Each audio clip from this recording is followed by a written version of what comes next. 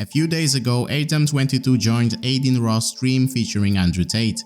Adam is a well-known podcaster, and him and his wife Lena have been making waves in the past few weeks after revealing a unique gift Adam had for Lena. Both of them create content for adult viewers, but only with other girls. As a wedding gift, Adam allowed her to spend the night with the famous actor in the adult industry Jason Love. Andrew Tate, a well-known personality who often speaks about masculinity and relationships, also had a few words to say about this situation. He stated that he respects Adam and Lena's decision, but he wouldn't do something like that himself. Andrew, along with his brother Tristan, has become very famous and gone viral multiple times in the last few years. They are well known for their mostly controversial and, according to some, misogynistic statements. As a result, many people despise them, calling them dangerous and believing they should be cancelled.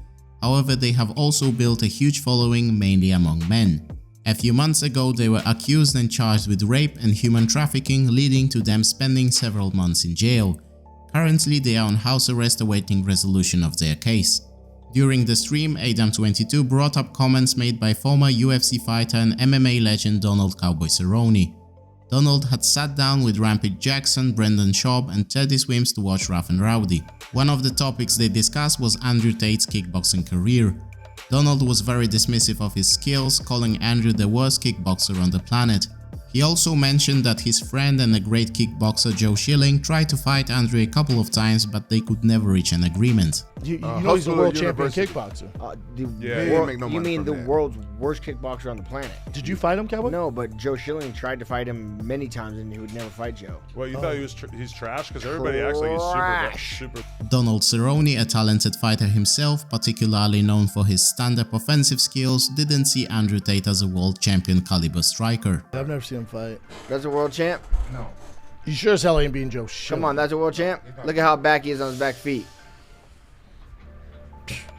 At that time, there were rumors of a fight between Jake Paul and Andrew, but the bout fell through due to Tate's legal problems. Brendan Schaub and Adam were sure that Jake Paul would be too much for Andrew in a fight. Yeah, after watching this, I haven't seen Jake Paul be a handful. Look at him, look at hands down. Yeah, Come Jake on, Paul, bro. it seems like Jake Paul would fucking murder this guy. During Aiden's stream, Adam explained to Andrew what Cowboy said, suggesting that both of them should meet in the ring to settle their differences. But one time I was hanging out with the UFC fighter Donald "Cowboy" Cerrone, and he pulled up some old Andrew Tate kickboxing matches and was showing me them and did a pretty good job of making the point of this guy can't fight. I think you and Donald Cerrone need to settle this in the squared circle. Well, that's the thing about fighting, right? The thing about fighting as a sport is that everybody who watches it goes, this guy can't fight, or everyone at home who's never even fought says this guy can't fight. Andrew seemed a bit agitated with the comments of the UFC legend and reminded everyone of his record and achievements as a fighter. He also had a few unpleasant words to say about Cowboy. I'd like to think that my record stands for itself. I've had 88 fights. I've had a bunch of fights, a 4-time world champion. I fought a bunch of rules, including MMA. And I did my very best, and I won a bunch of titles and made some money and beat a bunch of people, and it is what it is. And as for Cerrone, I've heard of him. Didn't McGregor finish him pretty quick? Andrew claimed he doesn't engage in online Twitter beefs, but in a way challenged Cowboy to say what he said to his face, warning him that he would regret it if he did. As for Cerrone, if he thinks I can't fight, then if he wants to tell me to my face and kick my ass, he's welcome to try. And I strongly believe he would regret that decision. And that's as far as I need to take it. It didn't take long for Donald to respond to what the former kickboxer had said. He clapped right back in a video he posted online, making fun of Andrew's world titles, claiming he bought them on eBay, and accusing him of running from Joe Schilling. Talking about allegations, you want to try and fight me. If I come up to you, it's not a good idea to save your face, bro. Please, okay? Back in the day when me and Joe Schilling always used to watch your videos because he wanted to fight you and you ran like a little girl your entire career, bro. Are you kidding me? I'll knock the shit out of you. I'm a real fighter. You're a fake bullshit wannabe fighter, made up a bunch of world championship belts that you bought off eBay. Are you kidding me? Donald offered to fight Andrew on the same card as the rumored bout between Musk and Zuckerberg under the UFC banner. He also took a shot at the legal cases Andrew Tate is currently facing. And they're doing a Zuckerberg versus Elon Musk fight. Tell you what, you want to get your social media clout involved? I'll fight you on that, sumbitch. Shut the fuck up, keep my name out of your mouth, and enjoy your cigars and trafficking women, brother. A meeting was published on the Misfits Boxing YouTube channel featuring Mams Taylor, BJ Flores, True Jordy, Leon Willis and Roundhouse Radio. During the meeting, they discussed the X Series 008 event in Nashville, Tennessee and spoke about the possible future matchups. They also discussed making some changes such as the format of the Survivor Tag and implementing open scoring for boxing bouts. The participants agreed that these changes might be a good idea, pushing them ahead of professional boxing where scoring results are often controversial. Mams Taylor emphasized the importance of influencers promoting their fights and cited an example of Elle Brooke, who made 8 times more during fight week on her OnlyFans than during regular weeks. He encouraged the fighters to take advantage of the attention they are receiving. Who is Elle Brooke, made 8 times her revenue pre-fight week, 8 times her revenue post-fight week, and during fight week even more than that. I know not everyone's on OnlyFans, obviously, but that just goes to show how much your content goes such a long way with a Misfits audience. If you're there, there's eyeballs on you. Why not take advantage of that? Mams also spoke about the situation with Paul Bamba, who pulled out of his fight with Anthony Taylor due to medical reasons. The Misfits co-owner stated that the investigation is still ongoing, but it appears Bamba might have acted in bad faith. I felt really betrayed personally when I find out that he actually passed his medical and got cleared to fight. And then his version of the story is that the doctor then said, but you do have a slight twitch in your eye, and I would look at that at some point. And that might be something related to some... Other big ideas shared during the meeting were the proposition of Deji fighting against the Kingpin star Whindersson Nunes and the fight between Slim and Salt Papi for the 165-pound belt. That should be a mandatory fight where Slim and him fight each other for the 165 middleweight title. That would be amazing on the undercard of Fury versus KSI. Deji versus Whindersson could be massive. Yeah, I think Deji wins that fight. But yeah, Deji wins that fight. Yeah, I think it's a nice notch under his belt. We do that in Brazil or something. Do it all Brazilian. Oh mate, that'll be mental. Yeah. Mams also said he would love a fight between Elle Brooke and Astrid Wett, as that's what the fans really want to see. The Misfits Small Council voted on the pound-for-pound ranking. KSI secured the 3rd spot, Jake Paul took the 2nd place and Tommy Fury claimed the number 1 spot.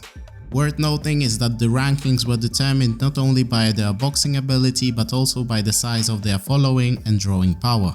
Astrid Wett, who is fighting this weekend in London versus Alexia Grace, had a few words to say about her recent feud with Misfits Boxing. In an interview on the channel Fred Talks Fighting, she expressed her frustration with the fight she was proposed and why she decided to create her own promotion. A little bit frustrated because Misfits, they want to give me a fight, but none of the people that put them forward are making sense.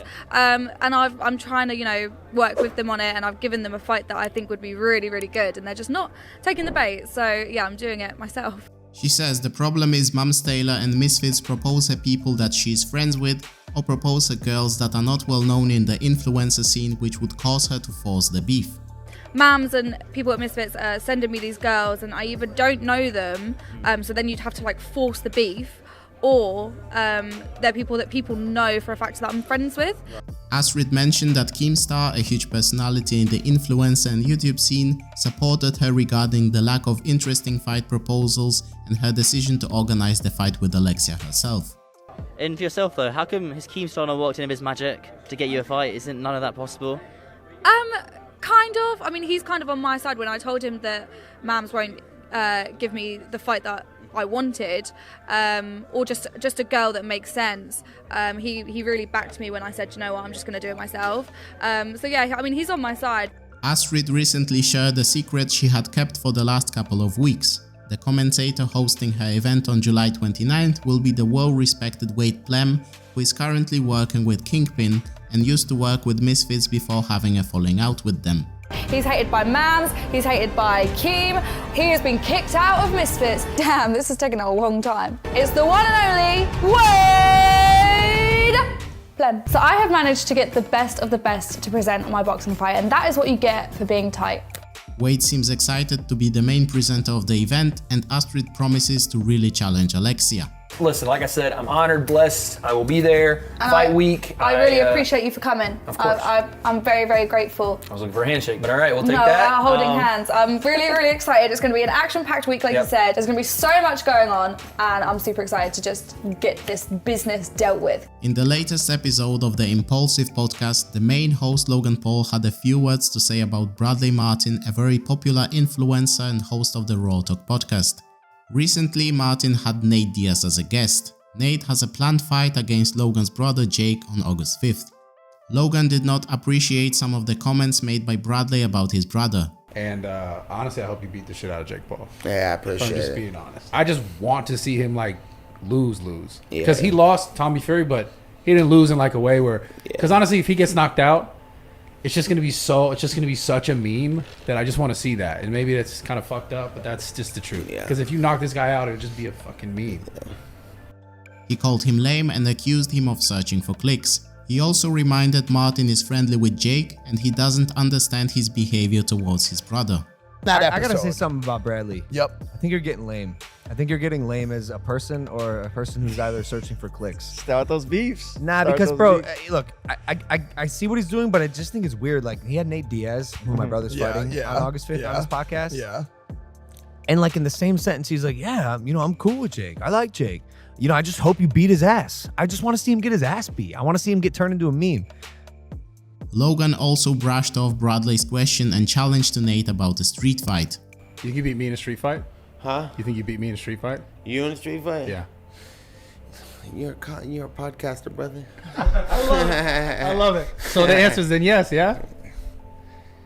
Of course. I love it. I love it. Even the way you're talking about street fighting Nate, like, bro, you're not gonna beat Nate Diaz in a street fight. You just searching for clicks? Well, what if he... And if he is... Yeah, what if he is? I think it's lame. He believes that Bradley Martyn needs to be humbled and called him out to come to Puerto Rico, where the Paul brothers reside, for a sparring session. Logan would also like to publish the sparring session online, but he doubts that Bradley would actually accept the challenge. A breakup, whether it's this thing, that thing, whatever. You know what Bradley needs? Bradley, you gotta be humbled. That's what you need. It doesn't sound like you've had it yet, and I will invite you to Puerto Rico to spar with me to be humbled. He'll do it. Bradley's a tough. He'll do it. He won't. Bradley, if you're serious, I'm inviting you to come to Puerto Rico to promote my next upcoming fight, and I will spar you and I will fucking humble your ass. That's how problems are solved. That's how problems should be solved. It's gonna be posted. At the same time, it seems Logan confirmed he's fighting soon, as the invitation and sparring Bradley would help promote his next fight.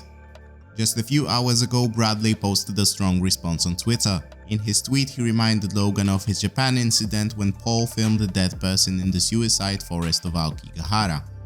Martyn fired back that it's Logan who is looking for even more views, and that's the real reason for the callout. He also criticized Logan for partnering up with KSI, who is a big rival of Jake. Bradley accepted the challenge to spar, but invited him for the fight to his own gym without cameras. If you want to stay up to date with the news from the world of freak fights and celebrity fights, leave a like and subscribe to the channel. See you in the next video.